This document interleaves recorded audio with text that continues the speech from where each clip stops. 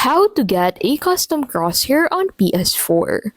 In this video, I'll show you how to get a custom crosshair on PS4. So first, using in-game settings. Some games like Fortnite allow limited crosshair customization. So go to settings and then head over to HUD options and then adjust reticle style, color, or opacity if the game supports it.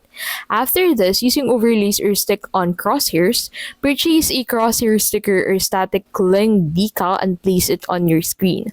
These are popular among console players for games that don't allow HUD customization. So this is the second option that you have if the first one doesn't work out.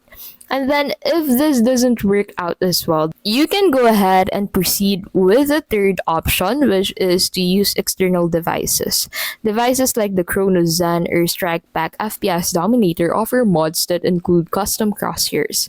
These are controversial and may violate game terms of service, so use it with caution. And lastly, DIY screen overlay. Some players use a small piece of tape with a dot drawn in the center of their screen. It's a budget-friendly way to simulate a custom crosshair. And that is how you can basically get a custom crosshair on PS4. So there is no direct way, but there are workarounds that you can try out.